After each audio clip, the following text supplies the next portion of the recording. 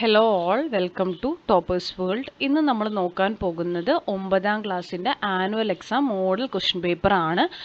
വരുന്ന കേരള പാഠാവലി എക്സാമിൻ്റെ മലയാളം കേരള പാഠാവലിയുടെ മോഡൽ ചോദ്യപേപ്പറാണ്. മാതൃകാ ചോദ്യങ്ങളാണ് ഇതിൽ ഉൾപ്പെടുത്തിയിരിക്കുന്നത്. അപ്പോൾ എല്ലാവർക്കും നമ്മുടെ ഈ ക്ലാസ്സിലേക്ക് സ്വാഗതം. ക്ലാസ് തുടങ്ങുന്നതിന് മുമ്പ് നമ്മുടെ ഈ ചാനൽ ആദ്യമായി കാണുന്നവരാണ് നിങ്ങളെങ്കിൽ സബ്സ്ക്രൈബ് ചെയ്തൊന്ന് സപ്പോർട്ട് ചെയ്യുക.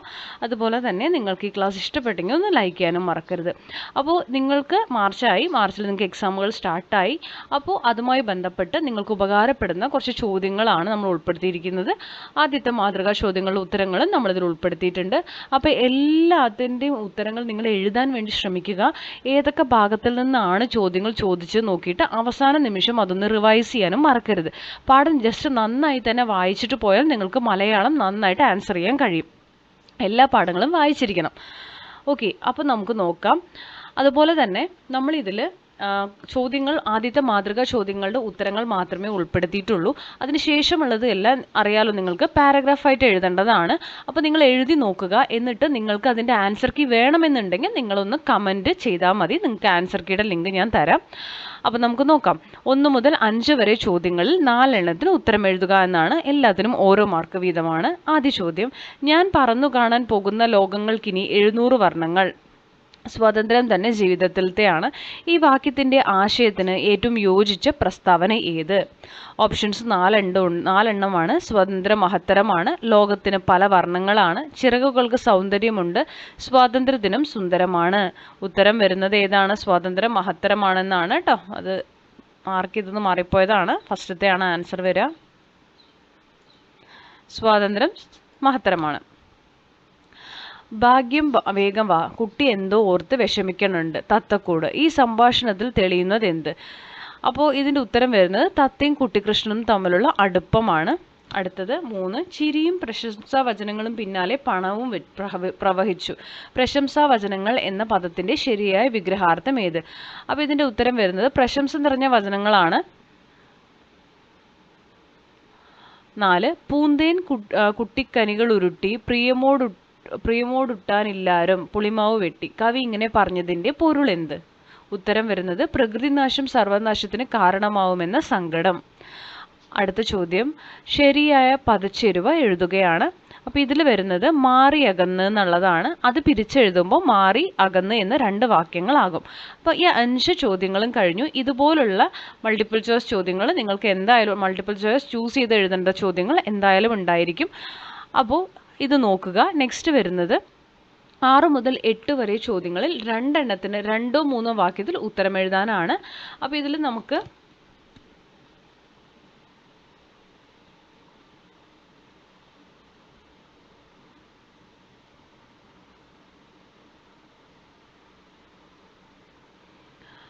ആറാമത്തെ ചോദ്യം: മറ്റുള്ളവരെ പോലെ ഇവരും ദൈവത്തിൻ്റെ മക്കളാണ്. അരുവിപ്പുറത്തു നിന്ന് ഒരു സന്ദേശം. ഈ വാക്കുകളിൽ തെളിയുന്ന സന്ദേശം 2 സൂചനയായിട്ട് എഴുതാനാണ് പറഞ്ഞിരിക്കുന്നത് അല്ലേ? അപ്പോൾ ഇതിൽ പറയുന്നത് ഞാൻ പറഞ്ഞു തരാം. ഇതിൻ്റെ ഉത്തരം ഞാൻ പറയുകയാണ്, എഴുതുന്നില്ല. ഇതിൻ്റെ ഉത്തരം വരുന്നത് എല്ലാവരും സഹോദരങ്ങളാണ്, എല്ലാവരും തുല്യ പരിഗണനയും അവകാശവും അർഹിക്കുന്നു. അനുയോജ്യമായ നിങ്ങൾക്ക് വേറെ എഴുതാവുന്നതാണ് കേട്ടോ. അപ്പോൾ എല്ലാവരും സഹോദരങ്ങളാണ്, എല്ലാവരും തുല്യ പരിഗണനയും അവകാശവും അർഹിക്കുന്നു എന്നത് നിങ്ങൾക്ക് എഴുതാവുന്നതാണ്. ഇതിൻ്റെ ഉത്തരങ്ങൾ നിങ്ങൾക്ക് വേണമെങ്കിൽ നോട്ട് ചെയ്തെടുക്കാം. ഞാനിത് പറയുന്നത് മാത്രമേ ഉള്ളൂ, ഇതിൽ എഴുതുന്നില്ല. നെക്സ്റ്റ് 7ാമത്തെ: കാണുന്നുണ്ട് അവരുടെ കണ്ണുകളിൽ അനേകം അക്ഷരങ്ങൾ. കാണുന്നുണ്ട് അനേകം അക്ഷരങ്ങൾ. ഈ വരികളുടെ അർത്ഥവ്യാപ്തി കണ്ടെത്തി എഴുതുക എന്നതാണ്. അപ്പോൾ ഇതിൽ എന്താണ് അർത്ഥവ്യാപ്തി വരിക? സാമൂഹികമായ അസമത്വം ഇല്ലാതാകുന്നു, പിന്നാക്ക ജനതയുടെ ജീവിതം പ്രകാശപൂർണമാകുന്നു, അറിവിൻ്റെ ലോകം അവർക്ക് പുതിയ തിരിച്ചറിവുകൾ നൽകിയിരിക്കുന്നു. ഓക്കെ, ഇതാണ് ഇതിൽ വരിക കേട്ടോ.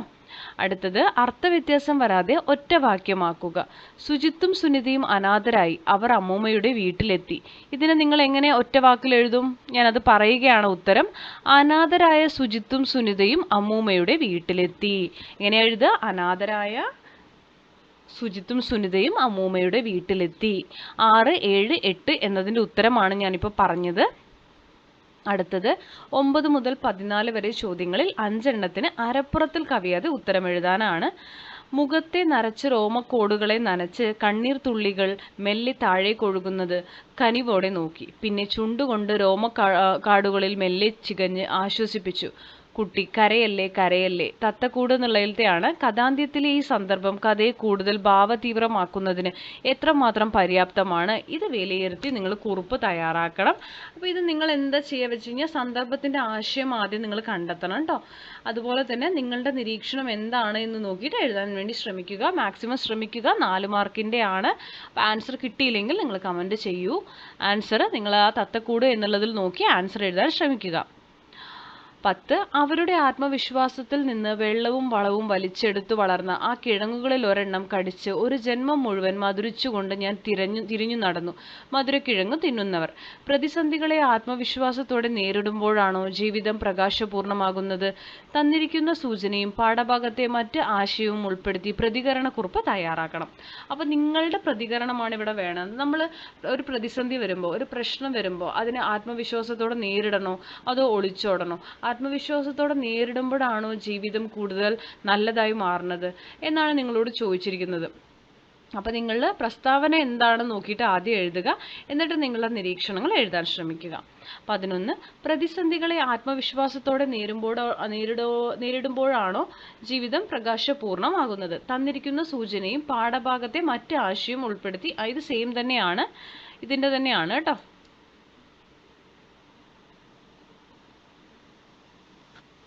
അടുത്തത്, കുളിച്ചു വൃത്തിയായി ഇറയത്ത് വഴിക്കണ്ണുമായിരിക്കുന്ന കറുത്ത കുഞ്ഞുങ്ങൾ. കാണുന്നുണ്ട് അനേകം അക്ഷരങ്ങൾ. സാമൂഹിക ജീവിതത്തിൽ ഉണ്ടായ എന്തെല്ലാം മാറ്റങ്ങളാണ് കവി ആവിഷ്കരിക്കുന്നത്? വിശകലനം ചെയ്ത് കുറിപ്പ് തയ്യാറാക്കുകയാണ്.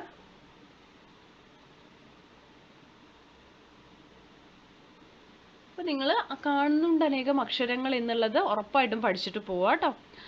അടുത്തത്, നിനക്കതിന് ആവില്ല മാധവ, ഞാൻ കാക്കുന്നില്ല. അച്യുതൻ മാമേന്ദ്രയാണ് കേട്ടോ. അപ്പോൾ അതും ഉറപ്പായിട്ടും പഠിക്കണം. ഈ വാക്കുകൾ മാധവൻ എന്ന കഥാപാത്രത്തെക്കുറിച്ചുള്ള വിലയിരുത്തലായി മാറുന്നുണ്ടോ? അപ്പം മാധവന്റെ കഥാപാത്ര നിരൂപണം നന്നായി പഠിച്ചു വെക്കുക. അടുത്ത ചോദ്യം, അല്ലലെന്തു കഥയിതു കഷ്ടമേ, അല്ലലാലങ്ങു ജാതി മറന്നിതോ, നീചനാരിതിൻ കയ്യാൽ ജലം വാങ്ങി യാചിക്കുമോ, ചൊല്ലെഴുമാര്യന്മാർ. സുഹൃതാഹാരങ്ങളാണ്. സുഹൃതാഹാരങ്ങൾ എന്നുള്ളത് ഉറപ്പായും ഉണ്ടാവും. മാതങ്കിയുടെ വാക്കുകൾ അക്കാലത്തെ സാമൂഹികാവസ്ഥയെക്കുറിച്ച് നൽകുന്ന സൂചനകൾ എന്തെല്ലാം? അപ്പോൾ അന്നത്തെ കാലത്ത് സാമൂഹിക പരിസ്ഥിതി എങ്ങനെയായിരുന്നു എന്നുള്ളതിനെ കുറിച്ചാണ് നിങ്ങൾ ഇതിൽ എഴുതേണ്ടത്. അടുത്ത ചോദ്യം, നമ്മുടെ സർവ്വ കഴിവും ഉപയോഗിക്കാനുള്ള നിശ്ചയത്തോടു കൂടി വേണം ജോലിയെ സമീപിക്കുന്നത്. അത് മറ്റുള്ളവരുടെ സുഖ സൗകര്യങ്ങൾ വർദ്ധിപ്പിക്കുമെന്ന വിശ്വാസവും നമുക്കുണ്ടാകണം. KP കേശവമേനോന്റെ ആണ്. കൊടിയ കരിങ്കൽ കുന്നുകൾ ഞങ്ങളുടെ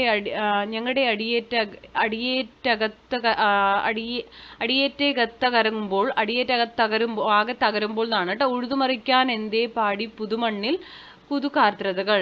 ഓക്കെ, തിരുനല്ലൂർ കരുണാകരന്റെ ആണ്. ഈ 2 രചനാഭാഗത്തും തെളിയുന്ന അധ്വാനത്തെക്കുറിച്ചുള്ള കാഴ്ചപ്പാടുകൾ താരതമ്യം ചെയ്ത് കുറിപ്പ് തയ്യാറാക്കുക. അപ്പൊ രണ്ടും താരതമ്യം ചെയ്യുക.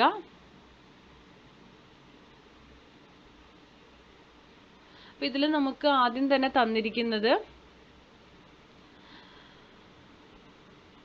എന്താണ്? നമ്മുടെ ഫുൾ ആയിട്ടുള്ള കഴിവ് ഉപയോഗിച്ച് വേണം ഒരു ജോലിയെ സമീപിക്കുക എന്നുള്ളത് അല്ലേ.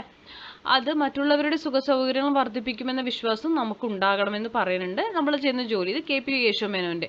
തിരുനല്ലൂർ കരുണാകരൻ പാടിയത് എന്താ? കൊടിയ കരിങ്കൽ കുന്നുകൾ ഞങ്ങളുടെ അടിയേറ്റാകെ തകരുമ്പോൾ, അതായത് കുന്നുകൾ നശിപ്പിക്കുന്നു അല്ലെ. ഉഴുതുമറിക്കാൻ എന്തേ പാടി പുതുമണ്ണിൽ പുതുകാർദ്രതകൾ. ഓക്കെ, അപ്പൊ ഇത് രണ്ടും തമ്മിൽ നിങ്ങൾ എന്ത് ചെയ്യണം? രണ്ടിലും അധ്വാനത്തെ കുറിച്ചാണ് പറയുന്നത്. നിങ്ങളത് താരതമ്യം ചെയ്യുക കേട്ടോ. അടുത്തത് 15 to 17 ആണ്. 2 എണ്ണത്തിൽ നമ്മൾ 2 എണ്ണം എഴുതിയാൽ മതി. 3 ചോദ്യങ്ങളുണ്ട്. അരപ്പുറത്തിൽ കവിയാതെ ഉത്തരം എഴുതുക കേട്ടോ. 6 മാർക്കാണ്. 15 എന്താ? പൂച്ചേ, അവർ ഞങ്ങളുടെ മോള, തൊട്ടു പോകരുത്, പുലി വന്നേ എന്ന് കൂകി വിളിച്ച ഒരുത്തന്റെ കഥ കേട്ടിട്ടുണ്ടെന്ന് നീ? തത്തക്കൂട്ട്. സൂചനകളും കഥയിലെ മറ്റ് സന്ദർഭങ്ങളും വിശകലനം ചെയ്ത് ഭാഗ്യലക്ഷ്മി എന്ന കഥാപാത്രത്തിന്റെ നിരൂപണമാണ്.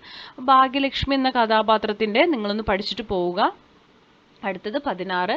അതിലെ കോറസ് ആവർത്തിക്കുന്നതിനിടയിൽ അമ്മയുടെ ശബ്ദം ഇടറുന്നത് എല്ലാ നിഷ്കളങ്കതയോടെയും ഞാൻ അനുകരിച്ചു. അത് കാണികളിൽ ഉണ്ടാക്കിയ ആകർഷണം എന്നെ വിസ്മയിപ്പിക്കുകയും ചെയ്തു. ചിരിയുടെ അരങ്ങേറ്റം.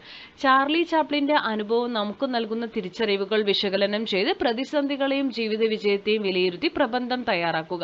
അപ്പൊ ചാർലി ചാപ്ലിന്റെ ചിരിയുടെ അരങ്ങേറ്റം നന്നായി വായിക്കുക. അദ്ദേഹത്തിന്റെ ജീവിതം നമ്മൾ എന്തായി കമ്പയർ ചെയ്യുക, നമ്മുടെ ജീവിതത്തിൽ വരുന്ന പ്രതിസന്ധികൾ, ജീവിത വിജയം, ഇതുമായിട്ട് ഒരു എസ്സേ, ഒരു പ്രബന്ധം നിങ്ങൾ തയ്യാറാക്കുക കേട്ടോ. അടുത്തത് കവിതയുടെ പ്രമേയം, അംശങ്ങൾ, സമകാലിക പ്രസക്തി എന്നിവ കണ്ടെത്തി ആസ്വാദന കുറിപ്പാണ് തയ്യാറാക്കേണ്ടത്. വൈലോപ്പിള്ളിയുടെ ഒരു കവിതയാണ് നിങ്ങൾക്ക് തന്നിരിക്കുന്നത്. കവിത വായിച്ചുകൊണ്ട് നിങ്ങൾ എന്ത് ചെയ്യണം? ആസ്വാദന കുറിപ്പ് തയ്യാറാക്കണം. അപ്പോൾ ഇത്രയും ചോദ്യങ്ങളാണ് നിങ്ങൾക്ക് മോഡൽ ചോദ്യപേപ്പറിൽ നിന്ന് ഞാൻ ഉൾപ്പെടുത്തിയിരിക്കുന്നത്. ഉത്തരങ്ങൾ നിങ്ങൾ എഴുതാൻ വേണ്ടി ശ്രമിക്കുക. ഉത്തരങ്ങൾ നിങ്ങൾക്ക് അറിയില്ലെങ്കിൽ നിങ്ങൾ ആ പാഠം വീണ്ടും ഒന്ന് വായിച്ചു നോക്കുക. ഇനി ടെക്സ്റ്റ് ബുക്കിന്റെ ഔട്ട് ഓഫ് സിലബസ് ആണ് നിങ്ങൾക്ക് ചോദ്യങ്ങൾ ചോദിച്ചതെങ്കിൽ നന്നായിട്ട് തന്നിരിക്കുന്നത്. ഇപ്പോൾ ഇതുപോലെ ആസ്വാദനമൊക്കെ എഴുതാൻ വന്നാൽ നന്നായിട്ട് ഒരു 3-4 പ്രാവശ്യം നിങ്ങൾ അത് വായിച്ചു നോക്കിയാൽ അതിൽ നിന്ന് തന്നെ നിങ്ങൾക്ക് ആൻസർ എഴുതാനുള്ള ഒരു ഐഡിയ കിട്ടും. ഓക്കെ, അപ്പോൾ അതുപോലെ ചെയ്തിട്ട് പോകാൻ വേണ്ടി ശ്രമിക്കുക. ഇതിന്റെ ഉത്തരം ആൻസർ കീ വേണം എന്നുള്ളവർ ഒന്ന് ലൈക്ക് ചെയ്തതിന് ശേഷം ഒന്ന് കമന്റ് ഇടുക ആൻസർ കീ എന്ന്. ആൻസർ കീ നിങ്ങൾക്ക് ഞാൻ അതിന്റെ ലിങ്ക് ഷെയർ ചെയ്യാം. ഓക്കെ, അപ്പോൾ ക്ലാസ്സുകൾ ഇഷ്ടപ്പെടുന്നുണ്ടെങ്കിൽ തീർച്ചയായിട്ടും നിങ്ങൾ ലൈക്ക് ചെയ്യുക, ഷെയർ ചെയ്യുക, സബ്സ്ക്രൈബ് ചെയ്യുക, നിങ്ങളുടെ അഭിപ്രായങ്ങൾ അറിയിക്കുക. Thank you for watching.